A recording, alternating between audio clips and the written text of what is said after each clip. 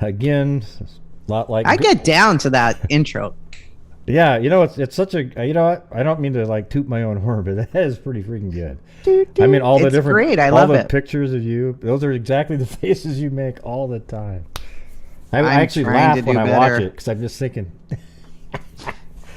I don't know what it is. It's funny. Glad it cracks you up there, Gray. Yeah, and you did have your perfect Gollum voice again. On the, yeah, there you go. Oh, my neighbor's messaging me. Why ever would that be? I don't know. I don't have no idea. Something show ending, I'm sure. It'll be something where No. Yeah. What the heck am I typing? Sorry, they need to know when the baby's party's gonna be. oh, I didn't know you were When is I the didn't know baby's you were party due. gonna be? Yeah. Huh? I didn't know you were due. You didn't show. Were you one of those people that go, "Wow, I gave birth and I didn't even know I was"? He's my baby, okay? Even though he's big Oh. now. I see. He's a baby. Yeah. He delayed his birthday so that his friends could have their birthdays. One had it on his actual birthday, their party.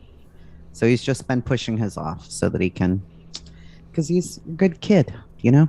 He won the friendship award at school Yeah. this past week. How about that? Have you ever won a friendship award, Gray? I've won so many that I've decided to become mean so that I would never win one again. Do you believe that? No, I don't believe you. Yeah. Yeah, I didn't think so. Didn't No, I don't sound- believe you. Yeah. Friendship. So how was your award. Memorial Day? Yeah, it was pretty good. Had a little barbecue here. Ate too many shish Very kebabs. nice. Yeah. Nice. How about yourself? Good. Scott installed a fish tank. Another one. Wow. Oh, yeah. It's a big one. It's because he's jealous. That's the problem, Gray. Is Oh, that is I that have what it is? spectacular saltwater fish, and now he's got to try to outdo me or something by What's it- having a coral tank. Oh, his is going to be saltwater too. Oh, yeah. And He there- already has a regular freshwater. Is there going to be fish in it, or just when you say coral? He's just- going to have fish and coral, yeah. I don't do coral because I want to be able to get any fish I want, and some fish eat coral. Mm. So I don't like being restricted. I think that one that you have that you think is cute that looks like a dog. I think that one does eat coral, right? I mean, it looks like it would just get in It there and does. go, like it would just mow. on Yes, that. I tried to put one in. He was like, "Oh, food." Yeah. No, sir. Mhm. How many gallons is Scott's? It's a 90-gallon. Oh man, I had a 40-gallon tank at one time. Yeah, I have a 40-gallon in my corner right there in my 90's office. 90's huge. A little 40-gallon. Yeah, 90s. Mhm. It's pretty big. Yeah, yeah. So, anyways, yeah. So we're gonna be doing a case today. The mysterious case of Paul Irwin. So Paul Erwin. on my channel, we covered it. I went through like just newspaper articles because one of the freaks sent me an email talking about a family member, the son of the guy that we're going to be talking about, how he passed away, and he had these stories to tell. And if I would look into it, so I looked into it, and man, it was absolutely crazy, is what it is. So Yeah, Gray introduces it to me, and so I'm reading it, and I'm like, "What?" Like, yeah, this is unbelievable. This guy. yeah, This guy here. He's either the most unlucky human being on the that's Ever. ever lived, or he is a psycho. Okay, so I'm gonna vote for Psycho. That's Yeah. my vote. yeah, But- me too. We'll take a poll at the end because we want to know what you guys think. Yeah. Is this guy just unlucky and innocent, or is he an absolute psycho? Right, so let's flip over to that screen, and there he is, Paul Irwin. He looks like a psycho. Not that Yeah. I'm judging him, but Note the lower ears. I'm just kidding. All no, right, it's his eyes. His eyes, Gray. Yeah. So this is going to be. It's a crazy one. Oh, it So, is. Yeah. Do you want to? How do we do it? Just go flip through these. Just start. Yeah. All right, here we go. Yeah. So this is just kind of like the, obviously a birth certificate. Beginning, yeah. When he was born, he was probably a very cute, sweet little baby. Yeah, I He went was born in August, Yeah. just a cute little baby. Yeah, what year? Yeah, 1939. 39. Yeah. Yep. So I just went now like on Ancestry and found a bunch of the stuff. All right. Do you want me to do it? Or you can Sure. do it. Okay. Either one. Paul Richard Irwin, over the course of his life, Paul was married and divorced a few times. While married, he had 3 children, Annette, Paul Jr., and Michael. He also had a stepson named Louis. Yep, he did. He had a little stepson named Louis. Yeah. I'll let you go now. There we go. In 1964, Paul is now 25 years old. There's no info on who the children were in this scenario here, but this is kind of one of the first things that happens with Paul. A shed is destroyed. So a storage shed, a 10 by 24 foot in size, was destroyed Monday morning in a fire at the rural home of Paul Erwin on Route 10. So according to the sheriff's office, the blaze was started by children playing with matches. No fire units were called. So you think, okay, well, that could have been anything. Kids are out there playing with matches or something. Mm-hmm. And maybe. And prior to this, there was a whole bunch of incidents where they were in the papers for being in the hospital. There's no explanation of why. Like in home. I didn't even include them because I'm like, what were they in the hospital Well, for? what's weird is the name. Look at this craziness. So that, I don't know if that works like that, but that actually is the name. The hospital's called Home Hospital. So I wasn't. I thought it was like sort of this weird in-home care kind of thing. That's what I thought in reading the articles. I'm like, yeah, I don't know what this means. Yeah, so it's actually a hospital called Home Hospital. So Home Hospital. So they were in the paper a lot. I guess they used to do that, but it was just amazing how many times. Like every little thing that would happen was in the newspaper. Yeah. Well, this one. A wind fanned fire levels a rural home. A 2-story, 6-room frame home was leveled west of West Lafayette Friday night by a fire believed to be started by an electrical wiring in the attic. Paul Irwin, 26, who resided in the home alone, discovered the roof ablaze about 9 p.m. So he notices this from his neighbor's mobile home where he was watching TV. Volunteer firemen from I can't read that. Otterbane? Yeah, I think Otterbane and Battleground and lots of neighbors did all they could. So they were trying to help out, Irwin said Saturday. But the fire was too far along and the wind was blowing too hard. Yeah, and I think that house is kind of located. Yeah, I mean, so now you got 2 fires already. I think that's right in this area, like right here, I think. Yeah. I'm not really sure 100%, but I know he did live right in that area. There was a Route 10 house, too. It was really difficult to find some of the locations that we're going to be talking about, but where is that? There you go. Yeah, so then we show it, and it's completely, the house is just gone, and it says, Irwin, who managed to salvage a few belongings and furnishings, said he could not estimate the dollar loss. He believed it was mostly covered by insurance. So that's very good. And he thanked all the firemen and the neighbors who were trying to help him. And he suspected that it was attic wiring because of an old burning furnace in the home that was damaged only lightly. So now, when he's 25, the shed burns down. Mm-hmm. And now this is not much later. And he's living alone, and this is leveled, but the insurance probably covered it. Yeah, and so it says road 325 west, 100 yards south of Indiana 26. So I think that would really. So there's 26, and this is 325. So 100 yards south puts you right in this area right there. So there it is. House burned down January 1966. Of course, that's not the same house that's there now because that house burned down, but that house did burn down. It's gone. All right, so move on to the next one. There we go. This is just a marriage certificate. He got married to Joyce Marie Johnson. So yeah, he had been married before this, Mm-hmm. to that other lady, I think, and had those other kids. I think, right? I don't think so. Not yet. These are all in order, Oh, this is an or order. order Okay. of what we found anyway. At Yeah. this time, he was 26 years old. You know, he was living in the house alone.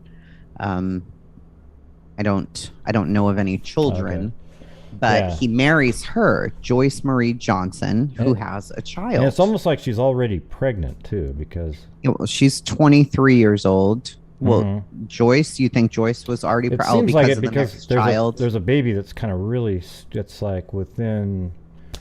It seems like it's less than 8 months after After. they got married. But anyway, so they get Mm-hmm. married, and then we flip over to here, Mm. and then one of her children. So look at this part. Lewis Allen Johnson. That was one of her children that she already had when she got married to him. Yeah. And then Lewis Allen Johnson, too, died Saturday after being run over on a private property by a dump truck operated by his stepfather, Paul R. Irwin. Oh. The accident occurred at the farm home of Irwin's parents again, same place, on Route 10, Lafayette, while the child was playing ball. Irwin told police he backed the truck up, hit a bump, which was the kid, and found the toddler beneath the wheels when he got out to investigate. Yeah. Yeah. He ends up calling his brother Joseph, who is a county deputy sheriff who lives a short distance away. And the boy was rushed to St. Elizabeth's Hospital, and he was pronounced dead on arrival at 2:45 p.m. And the boy died of a crushed chest. Yeah, how The convenient. boy lived with his mother Joyce and his stepfather Paul. And how convenient to have the, a deputy sheriff as a brother. Yeah. And I think this is the autopsy. That's the baby's death Crushed chest, certificate. contused, something leg. And his leg. It was ruled X on an accident here. Victim was Yeah, playing. victim was playing. Yeah. Oh. In driveway, stepfather backed the dump truck over the child. Okay. So I have to ask that, right? If a victim, the baby, was playing in the driveway and you come out, how do you not see a baby playing in the driveway? He's 2 years old. Yeah, I mean, I actually have, when I was working at this place, one of my first jobs, big jobs, there was actually a guy that worked there, and his kid was killed by his friend backing over him with the pickup truck. But this guy had put the kid on the ground and was putting the seat in, and then his friend ran over it, the baby. So it does happen, but that's not why, See, if you took one of these things in isolation, you might say to yourself, "Oh, wow, that's what a tragedy." I mean, it's a tragedy regardless, but there seems to be more going on here, and you'll see that here in a minute. Yeah. All right, so that was the autopsy. Mm-hmm. And not long after, Yeah. he gets in this crazy accident. A West Lafayette man flunked his driver's test in a spectacular manner on Wednesday. He has a wreck. Police said a car driven by Kin Ping Wong, 27 years old, of 222 and a half Wood Street, collided with another vehicle while he was taking his driver's test. Yeah. The mishap occurred at State and Grant Streets at 2:45 p.m. Driver of the other car was Paul Irwin. Wow. And so Wong ends up getting Jeez. charged, but yeah. What a so now you've miracle. got a shed fire, a house fire, a dead stepchild, and you smash into this man taking his. Mm-hmm. And the one thing that's kind of common theme is that there's like possibly insurance related to all these things, right?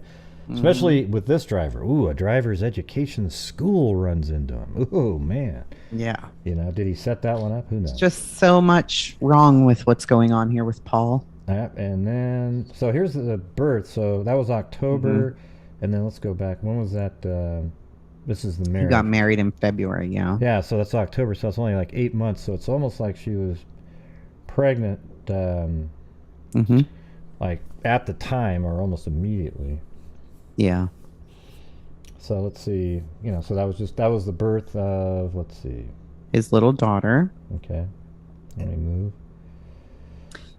Yeah, and then this is where it's strange, right? Because, like Gray was saying, he felt like he had to have been married, but he lived in that home alone. He's currently married to Joyce. Yeah. But if you read this, it insinuates that he was married to Donna. Yeah, so there should be another marriage before, like we were talking about earlier. So this is he must have been married before he got married to, now I can't remember her name, but the one that we just Joyce. Joyce. Yeah, so he obviously was married before that, and he had some kids with that individual. He did. Yeah. Yes. Donna. So Donna used to be married to this mysterious Paul, right? Mm-hmm.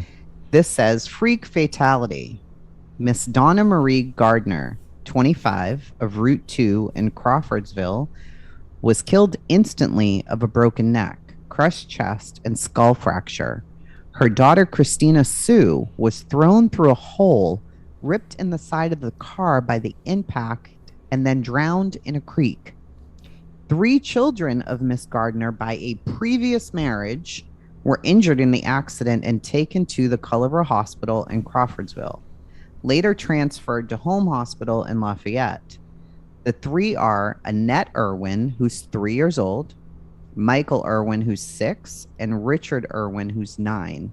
Richard was in intensive care, and Annette was to be dismissed on Monday. Yeah. What's the most interesting part of this, Gray? Well, we find out later that Paul was the first one on the scene. You know, even though he's not married to this lady anymore, he's the first one to show up on the scene. Right. And how would he do that? Yeah, it's just absolutely incredible. How's that even possible? Yeah. And then you see Annette there. She was released, but I highlighted the name Annette because it pops up later. Yeah, it does. So let's see. Yeah, so I mean, it's just very strange. His ex-wife is driving around with a bunch of his kids and her kids, and it crashes. None of them are wearing seatbelts, which, I mean, back then, I don't know if that's that crazy that nobody had seatbelts on. And, you know, there was 2 deaths, the mother and a child. And her baby, yeah. Yeah, her baby. It was like a really young, what was it, 8 months old or something?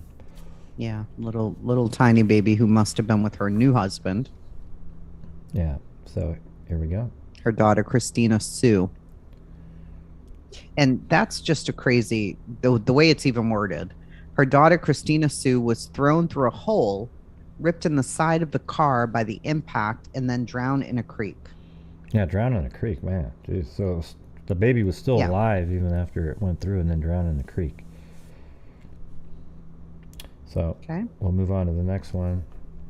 And now here's more stuff. Yeah, more stuff with them. You know, silver dollar boat, antique stolen, burglar struck at 2 Tippecanoe County homes during the weekend, escaping with more than 300 in loot. Discovered Monday morning were the break-ins at neighboring residents in the residence on Indiana 26 West. The Paul Irwin home of Route 10 was entered after storm door was broken. A radio chainsaw, and a roll of old silver dollars were stolen. Value of the missing property was set at $330. And then one of his neighbors had stuff stolen. It just seemed like, I don't know. When you just start putting, it's all insurance is involved in this one too, right? He might still have like, silver coins you could just hide and say they were stolen and then get your insurance money, right? Yeah. It's just, of course. Yeah. So there you got that one. That was 1970. Well, here's why Gray highlighted Annette's name. Because an 8-year-old girl drowns in a pond. Now, at the time of the accident, she was 3. So this is 5 years later. He obviously has his children because the mother passed away. So the 8-year-old West Lafayette girl drowned in a family pond. Who built that pond, Gray? Paul Erwin did. There's even an article about how he had to get the zoning and all this kind of stuff, and he built this nice little pond right off the road. And just to show you where it looks like that is right down here. This looks like that's probably the pond based on all the descriptions that were in the paper. Yeah, that's So he built this pond so that they could have a nice little pond. And there's ducks in the pond, I guess. And it says that Thursday night, she slipped in from the bank while feeding the ducks. Annette Marie Irwin, Route 10, a daughter of Paul Richard Irwin, fell into the Irwin's Pond, a mile south of Indiana 26 on County Road 350 West at about 9:30 p.m., according to the Indiana State Police. She was feeding ducks on the northwest corner of the pond when she apparently slipped on wet grass and slid into the water 2.5 feet deep. So 2.5 feet. She's 8 years old. How tall is she? Because my son is 8 years old and he's 4'7". Yeah, she's definitely tall enough to be standing up and be breathing. She's definitely tall enough to be able to stand, right? Mm-hmm. So what? I don't know. So her father, who was on the opposite bank, heard the girl scream as she went into the water. So guess who's there? Ran again? around the pond. Paul's there again. See, here's Paul again. It wasn't just like she was at the pond and she drowned. Yeah, she wasn't alone. Paul she was with is her there dad. again. He has been at every single one of these events. Okay. Mm-hmm. He went into the water and searched for 30 minutes without any success. It's 2.5 feet deep. He sees her go under. He can't find her anywhere. He told the police he then tried to start his truck, but the vehicle wouldn't start. So he ran 1.5 miles down the road to ask for help at Robert L. Bushman's residence. Bushman joins him, and the two men return to the pond and resume the search. Bushman recovered the girl's body at 10:15 p.m. So she falls in at 9:30 p.m. He tries to search for 30 minutes, which is now 10 o'clock. Yeah. He runs 1.5 miles down the road. We don't know, after trying to start his car. So here's where the pond is. He ran. This is Robert Bushman's house right here. So he actually was right there, and he says he ran all the way down, to get to here. But he spent 30 minutes trying to find her, and then Robert gets there and finds her immediately. Yeah, pretty wild. Yeah, 10:15 along the bank, about 50 feet east of where her father thought she'd fallen in.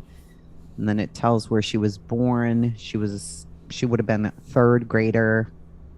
She was a member of the Church of Jesus Christ of Latter-day Saints. Surviving with her father are her two brothers, Paul Richard Jr. and Michael Eugene, and one sister, Joan S., all at home. Paul Richard Jr.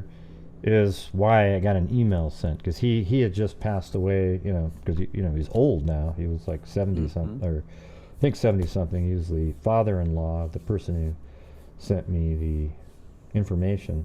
And he had some crazy stories that she reiterated, but I'd rather have, I'd like to hear these stories at some point. I mean, this is something you could probably make a podcast around if you could get interviews with all these people that were around encountering this man. Yeah. But guess what? We're not even done yet. That's the thing. No, we're not even done yet. So here's the next one. There's her death certificate, and it says drowning on it. Probably a check on the accident part, I would imagine. Yeah. And, I can't see it. And then, even stranger, a boy who's 12 dies. The rural West Lafayette boy died late Tuesday night in an explosive flash fire that gutted the interior of the Paul Erwin home on Route 10. Another fire at the house. How could this be possible? 3 different fires this guy's had so far. By this point, with Gray showing me, I was starting to get angry. I was like, what is happening here? Yeah. So, Michael Irwin, 12, was found huddled inside a doorway to the Irwin home on County Road 325 West by Washburn Township. Volunteer firemen found him. Efforts to revive the boy were unsuccessful. He was pronounced dead on arrival at St. Elizabeth's Hospital. An older brother, Paul Richard, who was sleeping in the same bedroom as Michael, escaped unhurt, apparently through a window. Investigators probed the ruins Wednesday, seeking a cause for the blaze, which was first reported at 10:50 p.m. when an explosion and flames drew the attention of neighbors. The fire was the latest in a string of at least 3 blazes on the Irwin property in the last 18 months. Fires in which previous investigations had suggested possible arson. The death of Michael was also the latest blow in a number of tragedies that have befallen the Irwin family, including the drowning death last August of 7-year-old sister Annette in a small lake on the Irwin property. The firemen reported receiving the first call at 10:56 from neighbors. Looks like Ed Baker, who lives in a mobile home east of the 3-bedroom Irwin home, told the police he heard an explosion and looked outside to see a fire. Baker also said he saw the front room picture window blow out and the living room became engulfed in flames. Another neighbor, Harvey Wolf, told police he too heard an explosion and ran to the scene from his home south of the Irwin property and found the blaze. An unidentified neighbor told of Paul Richard running to the door clad in only undershorts saying, "You've got to help me." Paul Richard told of awakening at 10:50, and he apparently climbed out a window of the north bedroom that he shared with his brother Michael. The firemen said that they arrived in about 3 minutes after the first alarm. They came across the body of Michael slumped in the kitchen area near the west door to the outer door. The chief said he was almost leaning up against the back door. They used mouth-to-mouth resuscitation, external heart massage, and tried to save him, but they couldn't. One officer had asked if the findings had been reached, and they said not yet. The fire was described as some type of explosion. The boy's father was not at home at the time of the fire, having left the house around 9 p.m. This is the time the boys reportedly went to bed. Irwin was found by authorities in Otterbein and notified of the fire. 1 month ago, a building near a small lake on the Irwin property burned down, and investigators said arson might have been the cause. There was a building, a 12 by 24 foot structure that was valued at $2,000. That might even be a different one. That's what's kind of weird, because remember there was the first Because they said in the last 18 months. Yeah, so that's 4. So they just don't know about that one random smaller one that the kids may have started. Yeah. The chief said, "We never developed a good suspect and assumed this to be arson because of circumstantial evidence. At least 2 tool sheds, a machinery shed, 2 barns, and the house have been burned in fires over the last few years." Michael Eugene would have been a 7th grader at the Klondike School this fall. He was also a member of the same church. God. Now he's survived by his dad, this Paul his Richard, other brother, the junior, and sister. You must feel really bad for, like Paul Richard Irwin Jr., the one that, again, that just passed away that I heard about this from. He was in the car accident. He was in this fire trying to get his help for his kid. I mean, how traumatic, It's crazy. Yeah. This is just another article that describes it.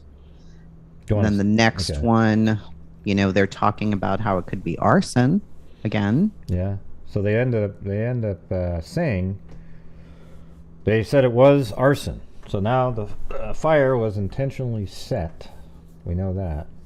It just says the house fire, which took the life of Michael Eugene Irwin 12, July 24th, was caused by arson, state police said today. Investigators who probed the ruins of the Paul Irwin home on Hooker Road, west of West Lafayette, found combustible liquids in the house. There is no doubt it was arson, said State Police Detective Sergeant Oscar Gates. Gates declined to elaborate about the nature of the liquids because of possible conflicts if the case goes to trial. And I don't know if does it say other stuff in here? Let's see. Yeah, it talks about it was the 3rd blaze, actually the 4th. Last August, the sister. So they do start putting stuff together here. You can see they're starting. Yeah. Yes, the Irwin family has been troubled by tragedy. Last August, a sister of the fire victim, Annette Marie Irwin, 8, drowned while feeding ducks. In March of 1966, a stepbrother of the Irwin children, Lewis Allen Johnson, was accidentally run over by a dump truck driven by Irwin. A brother, Paul Irwin Jr., escaped unhurt from the fire that killed his brother by going through a window. Yeah, so there you go. Okay. And then on the next page, if you go almost all the way down, it says it goes on to say, how he backed over him, and then Irwin's first wife, Donna, and another child were killed in the crash in November. They were separated, but Irwin was reportedly the first person to reach the scene of the accident. And this is a time before cell phones. Mm-hmm. So how in the heck did he know to get to that accident scene? Yeah. How in the world? Or was he there causing it? That's where you might look at it, Oh, that's what I'm guessing. It's just really wild. So, let's see. This is the article that first mentioned that he was the first at the scene. I'd like to, it'd be interesting to have the police reports. Yeah. From that incident. Well, now he's being charged with first-degree murder because of this arson. Yep. And so we move on.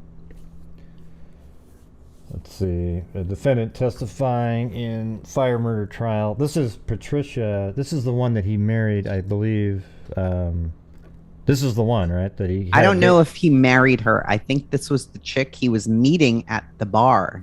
She was like a girlfriend. Because they do get married after this, right? And then, after, yes. Right. Yeah. Or they may even be married by this point, but then she's like, absolutely not. Absolutely not. Because he calls her and is like, hey, come and meet me at the bar. And did he leave all the kids alone? Mm-hmm. Was he married to their mom? Where was the mother? What was going on here? I don't think so, because the mother died in the other accident. I think you'd have been perfectly happy if everybody had died in that fire. I think he would have been totally fine. Yeah, he was just trying to move on. It seemed like everything was about money and like insurance. Like insurance and money, and like maybe it was costing a lot of money for the kids. So this over here is what she said. Mr. Irwin, did you love Mike? This is what he said. Yes, I love Mike very much. Mr. Irwin, would you do anything to harm him? No, I would not. I mean, it's like, okay, we believe you then. Mr. Irwin, did you set this fire? No, I did not. The defense rests. Okay. Done. See ya. I mean, really.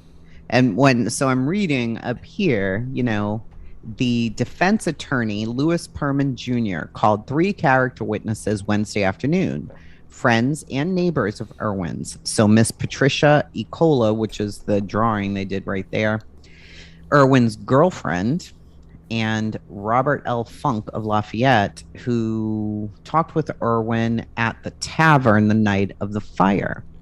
So people say, he's been a good neighbor. He's befriended us in many ways. Him and his children had very good relationships. They all loved each other. There's no issues there. Then Patricia testified that Irwin got along beautifully with his sons and mentioned that they played ball, they fished, wrestled, raced around with the boys when they were all together. She goes on to talk about how, or one of them does, maybe the daughter of Patricia, that he also was very nice to Patricia's children. He was really just... Yeah, until he gets to know you, then he'll run over you or drown you in a lake. Later, or burn you in a fire, Yeah. Jeez. I'm telling you. Want to move on to the next page? Mm-hmm. There he is, everybody. Look how, God, he's so fashionable, too. Mm-hmm. He's looking pretty slick in this one. On the day of the fire, Irwin said he had been working at his lake about a mile from the house until dark. Then he went home. A neighbor lady brought the boys home shortly after I got there. I got something to eat, watched television a bit, and then washed the dishes. The boys went to bed at 9:30. He kissed the boys goodnight, as he usually did. And then he testified that he heard one of the boys using the bathroom while he was still home. He didn't pay any attention as to which one it was. He received another phone call within 2 minutes of the girl's call, because a girl had called to talk to one of his sons. And he said, no, he went to bed. So he got another call, but it was a wrong number. I went in and checked the front door. It was already locked. I checked the south door. It wasn't locked, so I locked it. Then I took the big dog outside with me because the dog, a lab, would dive through the window if it was left inside. He left by the west door out of habit because the kitchen stools had to be moved to exit the south kitchen door. And a lot of that's a lot of detail there. Yeah, it's like trying to kind of cover stuff. You wonder if the fire started in the bathroom. I mean, why even mention that your kid went into the bathroom? Who gives a shit? Right. Yeah. On his cross-examination on the next page, they were asking him, don't you think 9:30 is early for boys 12 and 14 years old to be going to bed? And he said, no, not if they work hard, because they get up at 6 in the morning and 8 in the morning, depending on what they had to do that day. And then he left them at home. I guess leaving kids at home back then wasn't such a big deal, right? I mean... Yeah, plus there's a 12 and 14-year-old there as well. Yeah, but it's so easy for him to have started something before he left. Yeah, because he tells right there. Took him 17 minutes to drive to the tavern, which is about 4.5 miles from his house. 7 minutes, not 17. I apologize. I wasn't in any hurry, he said. He drove between 45 and 50 miles an hour on the way. He must have divorced the other wife that he crushed the baby of and had and then had a child with. He must have divorced her, Joyce. So he's single. Yeah, now he's got a girlfriend because there's no mention of the wife being around or anything, or Joyce being around. So right. Nope.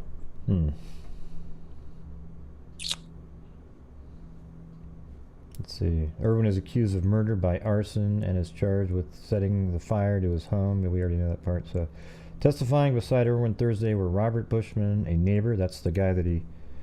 Well, that's weird, because isn't Bushman the one where during the drowning? That's the one who helped him with the drowning. He's the one who saved Annette. Yep. Or not, well, found her body. Found Annette. Yeah, yep. A neighbor of Irwin, Ronald Aramet of South River Road, an acquaintance, Sandra Lee Ecola, 17, daughter of Irwin's girlfriend, Pat Ecola. Let's see. Why did I highlight that? There must have been a reason. I highlighted that because Miss Ecola said Irwin was gentle with her 4 younger brothers and sisters and with his own sons. Irwin was a withdrawn type, but that as a worker, there's nothing too dirty or too hard that he won't do. It would not be possible for him to harm his children. It's just not possible. And according to the 17-year-old, he's just a really good guy. He's awesome. He is a very good man, this guy. There's that quote that you had there. He's just really unlucky. Irwin trial reaches verdict stage. So, we're not going to read that whole thing. But the jury was dismissed at 2:40 a.m. from the Paul R. Irwin murder by arson trial after announcing it was hopelessly deadlocked. The vote was 11-1, mind you. I mean, 11 people found him guilty and 1 did not. For conviction of Irwin, 36. Accused of setting a July 24th, 1973 fire in his Wabash Township home that killed his 12-year-old son, Michael. I'm glad that's not really... Don't hate on any of these people in the jury there, okay? Because that wasn't really... that wasn't them. It's just a picture I found to put in there. Yeah. Wow. Unreal. Yeah, there's more about that there. The people want it retried. And when we get to the next page, we're going to find out why, Gray. Because no one's ever been convicted here in December. Yeah. The juries don't do that. It's Christmas, for God's sakes. They've had some good ones, good December cases. But they don't do that in December because it's the holidays. God, I missed that quote. That's ridiculous. Yeah. I found that and was like... Yeah, and it says there certainly won't be a new trial in December. Okay, so they won't be doing that. And then we get to Kaiser won't pursue a retrial of the Irwin case. Prosecutor Kaiser will not seek retrial in the murder by arson case of Paul R. Irwin. All charges are dismissed.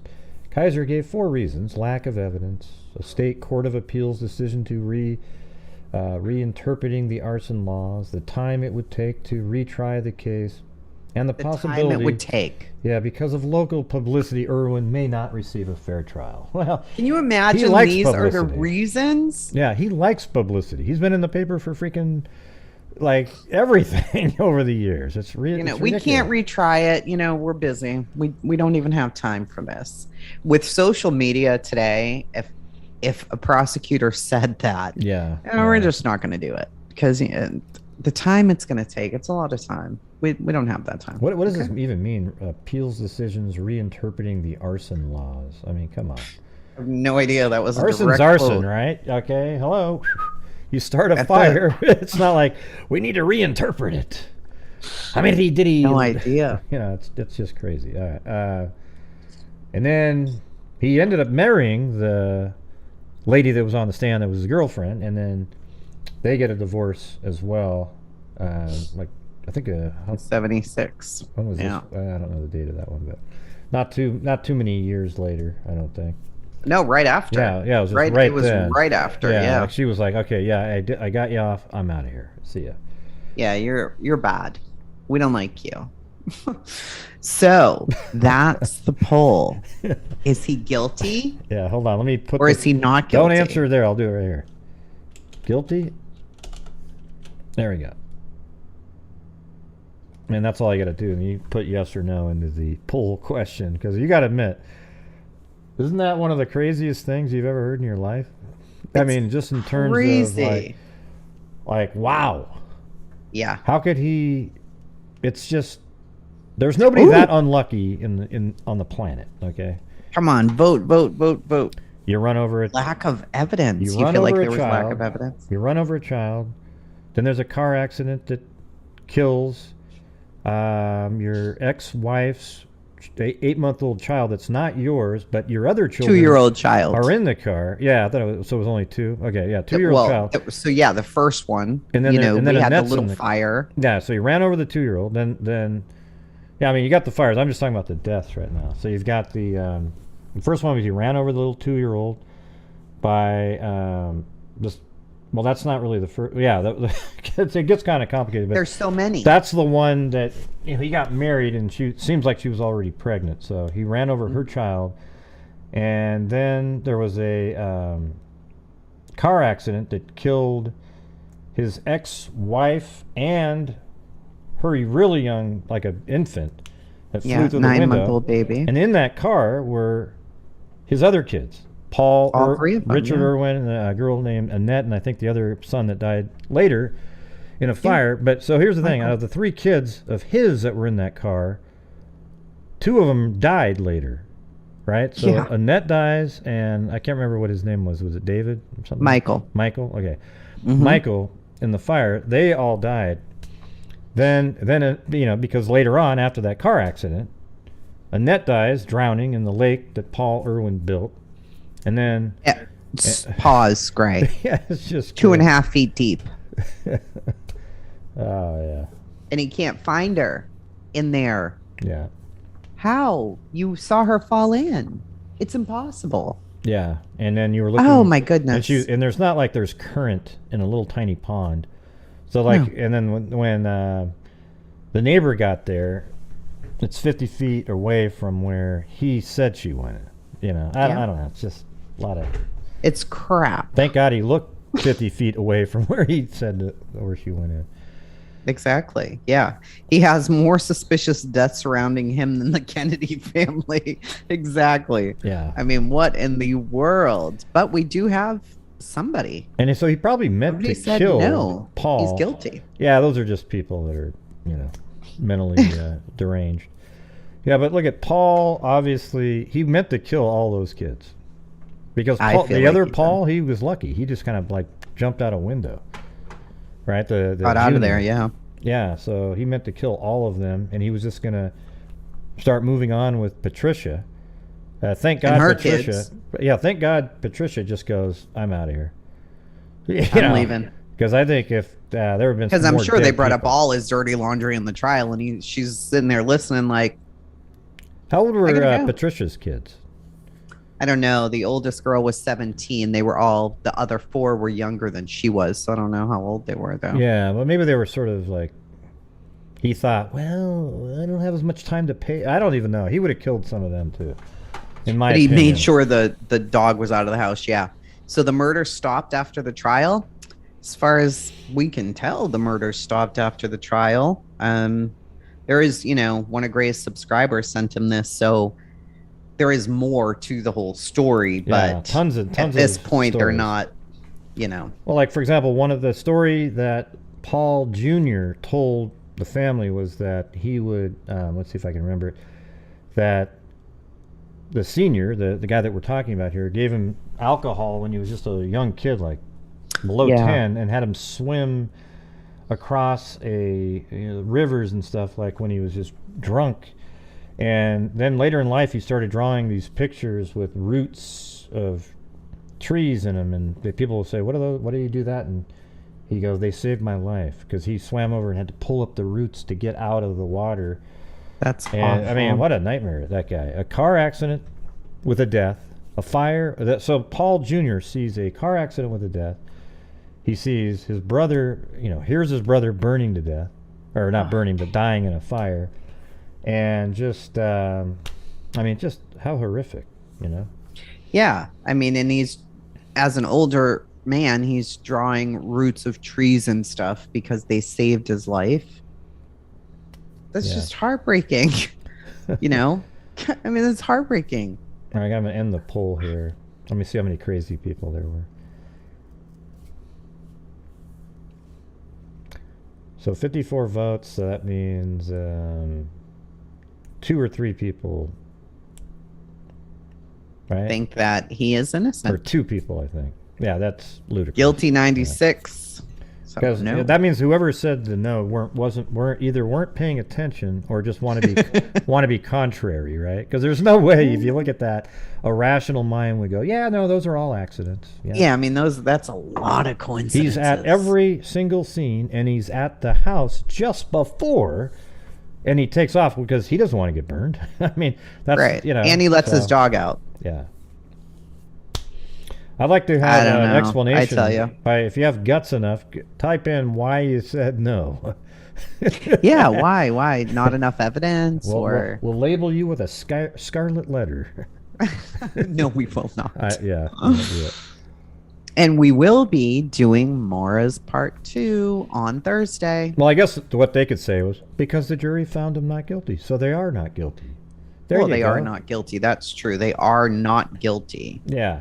But what we're asking is it your opinion based on what you heard that basically, or is it incredibly likely that they're guilty of much more based on all the different deaths? Yeah, because legally, he is innocent, but he's too much of a common denominator for sure. Yeah. Yeah. This piece of shit's my dad's age. Yeah. I mean, it's just crazy. Yeah, Tina, it's going to be great. It'll probably be a longer one that Gray and I do on Thursday. I'm looking forward to it too. I don't know what's in it yet because she just goes down. I mean, I got the basic stuff. Yeah. Like these, we were supposed to do a live over the weekend, and I was down the rabbit hole of Maura Murray. Yeah. And I have reached out to one of the ladies who does the podcast, and we've been going back and forth. And her sister did answer. And she is more than happy to let us use her TikTok videos, which is going to be great. And then if we get to the point, we may be able to even interview Julie, which I think would be really important. I think that's sort of like a must do. For sure, yeah. Yeah, like we can't be like, let's see. I mean, that would almost just be something like to make sure that's done. I mean, whether or not we have her live or... it'd be kind of cool if she would come on live and actually answer questions. She's been on podcasts. She's, she was right there sitting beside us at CrimeCon. She was right there. And, what a crazy situation she's still in all these years later. Yeah. She is really gaining a ton of traction with TikTok, thank God. So a lot more people are learning about Maura's case. And There are rabbit holes. Boy, oh boy, are there rabbit holes. Yeah. That's what we're trying not to do, is jump in the rabbit hole. So I'm using a lot of what Julie has to say, what her dad has to say, what I can find in formal documents. We do and will address some of the more controversial things in the case, but her dad, he put out a letter in 2020. True crime creators, please focus on Maura. And that's what Gray and I, we always focus on the case and not on the drama of the case. So this is a very long one, the next one, Gray. I won't be able to share it with you through Facebook. I've got to email you this one. Okay, but we're going to still have a little meeting tomorrow, right? We are going to have a meeting to go over it. Yes, we are. Okay, all right, yeah. We're going to have to. Like, what? Aliens? What the hell are you talking about? You may be able to help me, Tracy. This could be shortened a bit. It's so long. And it's probably not one of the longer ones that we're going to end up doing. So I can now see why the Missing Maura Murray podcast has gone on for hundreds of episodes. I 1000% see why. Yeah, because you can come up with a lot of stuff to make. Well, there's so many details that you can't fully tell the story without all of these details. I mean, it seems pretty cut and dry, right? Mm-hmm. I mean, she leaves, she drives, she crashes, she gets out, something nefarious happens. We don't know what happened. End of story. I wish it was that easy. It's not even close to that cut and dry. Yeah. It's like, wait, what? No. But some of the stuff that is talked about is kind of has a loose connection that turns into this big rabbit hole. So which that's one we, out of respect for her family, won't go down, And you're not, I am a rabbit hole researcher only because I want to hear what the people had to say. And then in my mind, I've got to either prove it wrong and just throw it away so I don't have to listen to it anymore, because it'll nag at me forever. Mm-hmm. If I'm like, what did they say? I've got to know if this is true. And that's what I ended up getting stuck in this weekend, because we're going over her boyfriend in West Point coming on Thursday. So there is a lot about West Point and her boyfriend that people have turned into years of conspiracy theories, allegations, and I've been able to try to put it into a nutshell by using what we have as official information. Yeah, what about the I was just going to actually I can't remember. I had something I was going to say. Then a comment just threw my brain off of what I was doing. What the hell was I going to say? I don't know what you were going to say. No, you guys, just by me saying that. I'm supposed to be a mind reader. If you have girl code, you should just be able to just know what somebody's saying. I don't know. Yeah. Oh, shit. I can't remember. It's over now. Who knows? Something. Hear more. Oh, yeah. That's what I was going to say. For those of you out there that watched the show last night on my channel and that one lady that called in, what did you think of that? I mean, that was pretty out there, but it was the way she sounded kind of interesting. Yeah, there you go. So LM just mentioned that. Oh, the lady who called your show? Yeah. Yeah, you're going to have to go listen to it. I'm going to. I'll get you the time code on it. Please do, because I want to know. Did Paul Jr. leave a diary or anything to tell his memories? Not that I know of. Yeah, nobody. It would be great if he did. What you need is like any of the surviving.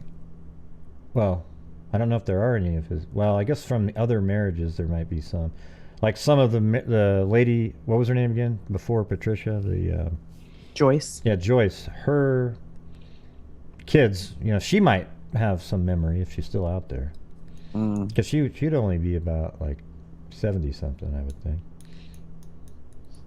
Yeah, there have been more lookalikes, and I can say for sure that they've gone and checked it out. Some of the more lookalikes, they've gone and looked, and it's a cruel thing to. I swear it's her. You got to remember, she's got a family. And her dad is much older now. He spent 10 years every weekend looking for his daughter. So these things get their hopes up. And I can definitely verify there are hundreds of internet trolls who want to cause discord in this case. Yeah, this lady sounds like from 2007. She was calling in back then, but she said the police just didn't care what she said. She was like, This is, because she was aware of the story as it was happening. That's what makes it a little different. It's not like somebody that's just kind of, well, that's what she's telling us, right? Well, I know a lady was seen at a gas station and the police wouldn't go check it out. So her boyfriend at the time, or when she went missing, Bill, and his mother did go check it out. They absolutely went to go find out, like, what is going on. And I mean, I'm sure they've had a lot of that. So, yeah. She's very unique looking. I don't think there are a lot of Moras out there. I have seen some of the lookalikes that people have posted on the internet, and they do resemble her, but that's funny because somebody in my chat last night said she looks like a lot of people. Like she's just generic. Mora does? No I way. don't think so. I don't think she does look like a lot of people at all. I think she's unique looking. Those cheeks and her dimples. No, I don't think she looks like a lot of people. I could be wrong, though. Yeah. Yeah, I mean, the dimples are like, no, you can't get rid of those. Unless you get plastic surgery, I suppose. But why would you want to? Aren't dimples You're trying to cute? hide. I guess. See, to get rid of them. Yeah. All right. Well, anyways, I thought that was an interesting story. Thought you guys would find it interesting. Pretty. It's a good way to start the week off with a little mysterious story here. Cha cha cha. A cold case too. This is kind of a good way to do it. Because you're not going to suck me into the cold cases. I'll tell you that right now. No, you are, because you already started to like them. So we could do, when we do the cold cases, we could just do the article segments like that instead of writing it. We are not going to keep doing cold cases all the time. Well, not all the time, but sometimes. Maybe. More as our cold case right now, okay? That's it. Well, we snuck one in, all right? Look at him. He wants to do all the cold cases. No, I just like doing them sometimes. It's kind of, they are it's interesting. Thing. They are interesting. You know that they are. You know that they definitely are. Yeah, you're right. This one blew my mind. That was what? You had me yelling at my screen. It was funny. I wish I have it recorded because when we did the Zoom, so I should play those sometimes. Like, what the? Yeah, I was so mad. I'm like, what the? No. Yeah. He's going through the articles. Another kid's dead. I'm like, oh my god! Please tell me they put him in jail forever. No. Yeah. No. So hey, thanks to Ange Tech's son for joining. Welcome, and all the rest of you that their names are in white there. Make sure you join the channel at some point. And thank you, Bama. Bama forever. Thank you, Bama. All right. Thanks for being here, everybody. And as I always say, everybody. Well, we'll be on Thursday, by the way, to do more Murray. We're going to meet on Wednesday to go over it, so I can go, what the hell is it? Anyways. Why the hell is this file so long? And then on Thursday, we're going to go do more Murray, and we'll see you guys then. All right? So until next time, be safe out there. I love you so much. She loves you so much. I love you guys so all much. Too so much. I just don't You don't say love it. them as much as I do. Come on, Laya. I just don't wear my emotions on my sleeve. You should. It would be nice if you did. Okay. Bye-bye. You get emotional with us. Shed a couple tears. Shed a couple tears. Why not? Yeah, there it is. What? What the heck? I told you right there. Huh? Are you kidding me? I think I broke my damn.